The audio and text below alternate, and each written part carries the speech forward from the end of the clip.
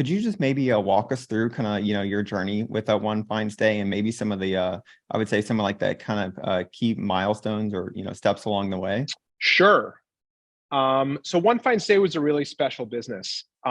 We started the company, I want to say like less than a year after Airbnb was started. And the Airbnb of today really looked nothing like the Airbnb of 10 years ago, although I think the founding team there and Brian Chesky has done a tremendous job building that business. And it speaks to the point that I think we should probably spend a little bit of time talking about here, which is access to capital and how access to capital and paid marketing is really what built that business in the early days. And so now they're able to say, we only spend 20% of our revenue on marketing and it's brand marketing. But actually, that's a pretty privileged position of having already arrived. Of course, they spent a lot of money acquiring demand for a long time.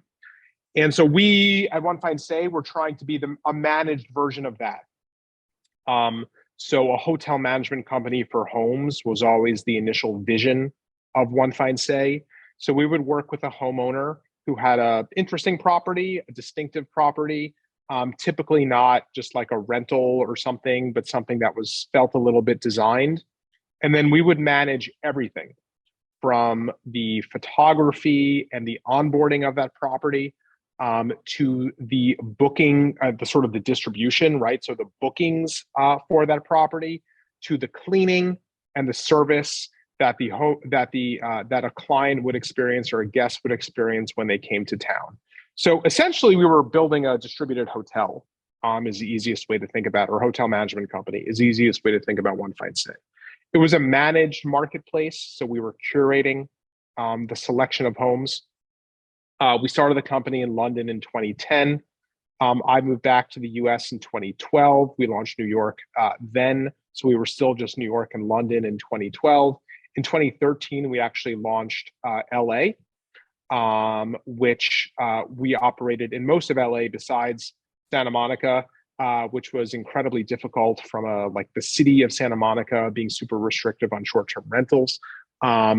But for most of the city of LA, which is most of LA, we operated pretty easily, pretty cleanly. And we launched Paris right around that same time.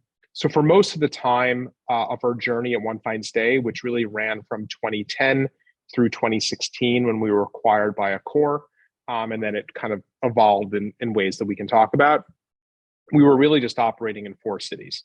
And that was because we thought the depth of the market and the depth of the opportunity, when you look at the TAM of like hotel demand, and then if you combine that with house demand in a place like LA or New York, I mean, it's billions. So we really were focused on scaling the business slowly and carefully and really delivering upon like a service promise.